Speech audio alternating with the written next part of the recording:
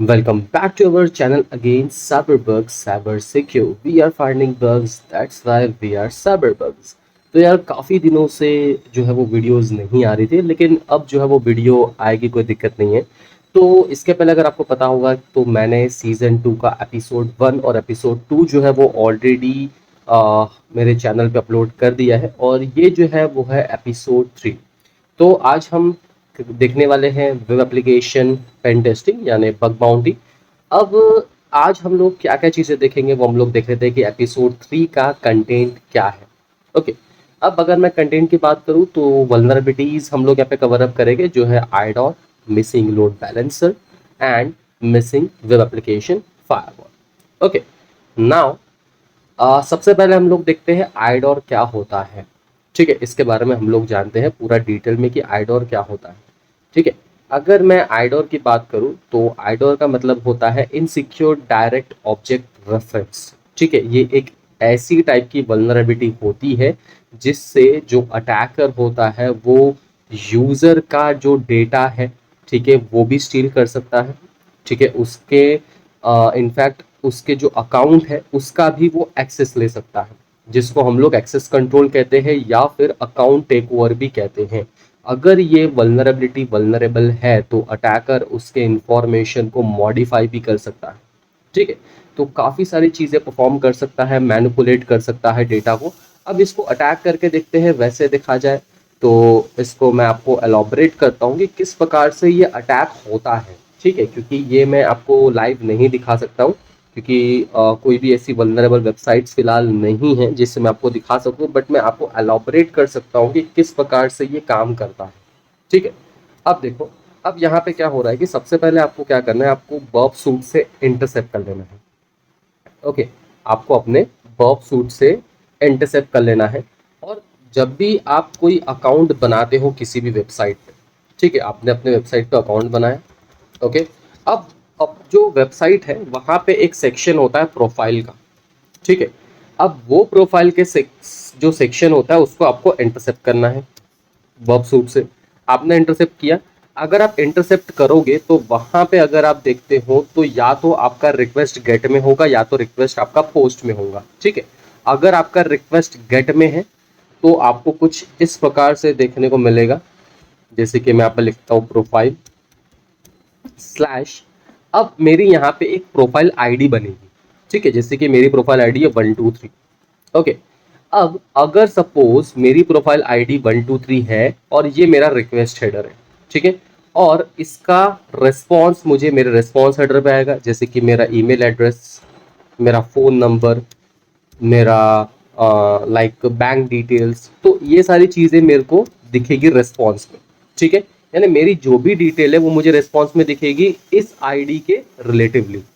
ठीक है, अब देखो, अब अगर सपोज अटैकर ने ये आईडी चेंज कर दिया, 124 कर दिया, तो क्या होगा, ये जो 124 वाला बंदा है यानी जो सेकंड यूजर है उसकी इंफॉर्मेशन यहाँ पे देखने को लगेगी, यानी ये हो गया इंफॉर्मेशन डिस्क्लोजर।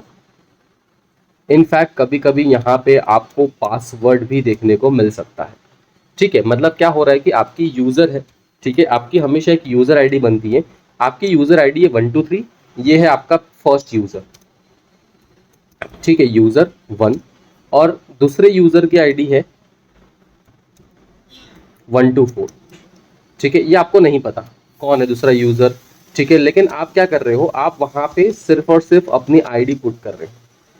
ठीक है, आप वहां पे सिर्फ और सिर्फ अपनी आईडी पुट कर रहे हो, आपको सेकंड यूजर का आईडी नंबर नहीं पता। आपको अपना पता है 123। आपने क्या किया, आपने अनुमान लगाया तो 123 को आपने 124 कर दिया।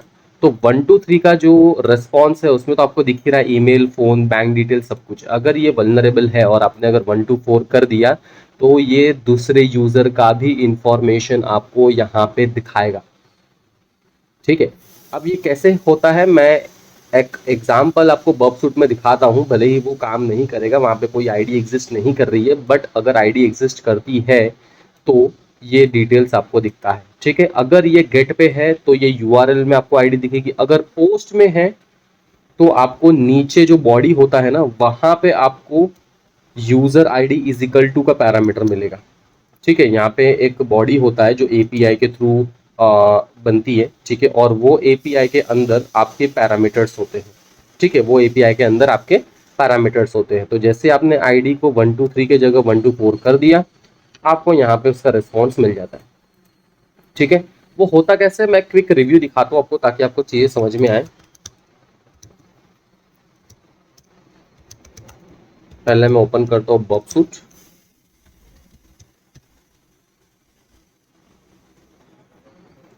ठीक है, ये मैं बॉक्सूट ओपन कर लिया।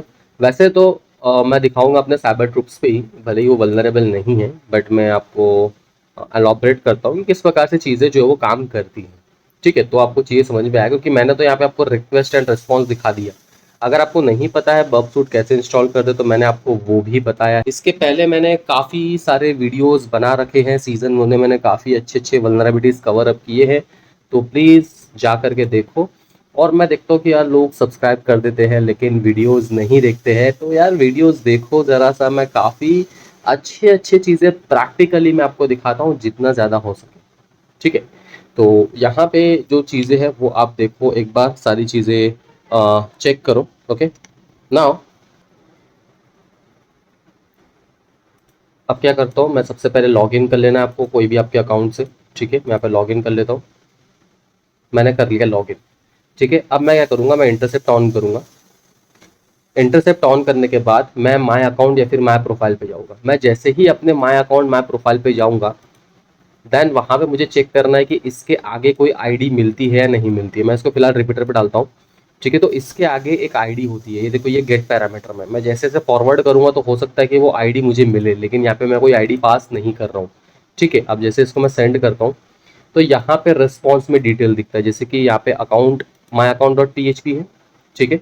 तो my account dot P H P के पहले होता है ये, क्योंकि dot P H P extension लगा हुआ है, जैसे कि माई अकाउंट है /123, और मैं इसको सेंड करता हूँ, ठीक है। तो यहाँ पे फिलहाल 404 नॉट फाउंड आ रहा है, लेकिन अगर सपोज इससे रिलेटिवली अगर मेरे को इन्फॉर्मेशन या रिस्पॉन्स में दिखाता है, और अगर मैं इसको चेंज कर देता हूँ 124 से, तो मुझे दूसरे यूजर का यहाँ पे रिस्पॉन्स दिखाएगा। सिंपल है, इसी को ही हम लोग कहते हैं आईडॉल, ओके। नाउ अगर मैं इसका इम्पैक्ट की बात करूं तो सिंपल है कि अटैकर जो है वो यूजर के क्रेडेंशियल जो है वो स्टील कर सकता है, ठीक है, उसका अकाउंट टेक ओवर कर सकता है, ओके। और अगर मिटिगेशन की बात करूं तो वहां पे एक यूनिक ऑथ टोकन होना चाहिए एवरी यूजर के लिए, ठीक है, या फिर जो भी आप यूजर आईडी पास कर रहे हो वो इनक्रिप्टेड फॉर्म में होना चाहिए, ठीक है। तो ये उसका एक रिपोर्ट है, अगर आप यहाँ पे देखोगे तो हैकर वन का रिपोर्ट है, $1000 की इसको बाउंटी यहाँ पे लगी हुई है आईडॉट की, ठीक है। Now LBD, what is LBD? LBD क्या है? एलबीडी को हम लोग कहते हैं लोड बैलेंसर, ठीक है। तो लोड बैलेंसर क्या है? लोड बैलेंसर एक डिवाइस, एक ऐसा सॉफ्टवेयर है, ठीक है, जो आपके इनकमिंग और आउटगोइंग ट्रैफिक को बैलेंस करती है, ठीक है। जो भी आपका ट्रैफिक है उसको वो बैलेंस करने के लिए काम करती है। और ये जो लोड बैलेंसर है ये आपके ऑल ओवर परफॉर्मेंस को, स्पीड को बढ़ाता है, और डॉस और डीडॉस अटैक से भी ये आपको सुरक्षित रखता है, ठीक है। अब इसको हम लोग एग्जैक्टली ये अटैक में नहीं आता है, ये आता है एक सिक्योरिटी रिक्वायरमेंट है, ठीक है। इसलिए मैंने यहाँ पे लिखा हुआ है लेट्स स्टार्ट टेस्टिंग। तो यहाँ पे हम लोग टेस्ट कर रहे हैं कि लोड बैलेंसर अवेलेबल है या नहीं है, ठीक है। अब उसको टेस्ट करने के लिए सिंपल आप टर्मिनल ओपन कर लो अपने काली का। आपको अगर बेसिक कमांड नहीं आता है तो वो भी मैं ऑलरेडी बता चुका हूँ, ठीक है। तो यहाँ पे कमांड पुट करो एलबीडी और आपका टारगेट, ठीक है। अब देखो यहाँ पे क्या दिख रहा है, DNS load load balancer not found. अगर डीएनएस लोड बैलेंसर अवेलेबल नहीं है तो कोई भी अटैकर cybertroops.in में अटैक कर सकता है, ठीक है। डीएनएस लोड बैलेंसर होना बहुत ही ज़्यादा ज़रूरी है। अगर मैं AWS की बात करूं तो यहाँ पे देखो डीएनएस लोड बैलेंसर अवेलेबल है। यहाँ पे आपको मल्टीपल आईपी एड्रेसेस दिख जाएगी। अगर एक आईपी पे ज़्यादा लोड आता है तो दूसरे आईपी पे ट्रांसफ़र होगा, दूसरे आईपी पे ज़्यादा लोड आता है तो थर्ड इसमें होगा, थर्ड इसमें ज़्यादा लोड आता है तो फोर्थ इसमें होगा, ठीक है। तो यही होता है लोड बैलेंसर। देन उसके बाद अगर देन उसके बाद अगर मैं इसकी इम्पैक्ट की बात करूँ तो इम्पैक्ट सिंपल है, अटैकर डॉस या डीडॉस अटैक परफॉर्म कर सकता है। और अगर मिटिगेशन की बात करूँ तो मिटिगेशन इसका सिंपल है कि आप लोड बैलेंसर इंप्लीमेंट करो, जैसे कि AWS का ELB, ठीक है, AWS elastic load balancer. Now next है वैफ। वैफ है आपका वेब एप्लीकेशन फायरवॉल, ठीक है। अब वेब एप्लीकेशन फायरवॉल पे क्या है, वेब एप्लीकेशन फायरवॉल एक ऐसा आपका सॉफ्टवेयर या फिर सिक्योरिटी रिक्वायरमेंट है, एक सिक्योरिटी सॉल्यूशन है जो वेब एप्लीकेशन के प्रोटेक्शन के लिए ही डेवलप किया गया है, ठीक है। ये आपके बहुत सारे अटैक्स को रोकता है, जैसे कि एसक्यूएल इंजेक्शन, एक्सएसएस, CSR है, बहुत सारे अटैक को रोकता है। वैप में आपको एक रूल सेट करके रखना पड़ता है और वही रूल आपके अटैक को आइडेंटिफाई करता है और आपके अटैक को ब्लॉक करता है, ठीक है। अब वैफ टेस्टिंग करने के लिए एक और टूल आता है वैफ वूफ, WAF00F, ठीक है। और यहाँ पे आप डाल दो अपने टारगेट की लिंक और एंटर करो, ठीक है। और यहाँ पे देखो, यहाँ पे लिख के आ गया know web detection bye generic detection. इसका मतलब है कि यहाँ पे कोई भी प्रकार का फायरवॉल नहीं लगा हुआ है, लेकिन वही अगर मैं AWS की बात करूँ तो यहाँ पे उसका फायरवॉल इम्प्लीमेंटेड किया हुआ है, ठीक है। इफ अगर आपको ऐसा कुछ दिखता है कि भैया know web detection bye generic detection, तो आप ये रिपोर्ट कर सकते हो, ठीक है। यहाँ पे देखो क्लाउड फ्रंट अमेजोन का वैफ यहाँ पे लगा हुआ है, ठीक है। तो यही होता है वैफ, वेब एप्लीकेशन फायरवॉल। इसका इम्पैक्ट सिंपल है, अगर ये नहीं है तो अटैकर एक्सेस, एसक्यूएल और कमांड इंजेक्शन, CSR, बहुत सारे ऐसे अटैक्स परफॉर्म कर सकता है, ठीक है। और इसका सिंपल तरीका है कि आपको वैप को इम्प्लीमेंट करना है, जैसे कि AWS और क्लाउडफेयर, ठीक है। ये दो आपको वैप के सॉल्यूशंस प्रोवाइड करती है, ठीक है। तो यही होता है वैप। तो आज के लिए बस इतना ही। Stay tune with Cyber Bugs. अगर आपको वीडियो पसंद आए तो लाइक, शेयर और सब्सक्राइब जरूर कर देना साइबर बग्स को। मिलते हैं अगले वीडियो।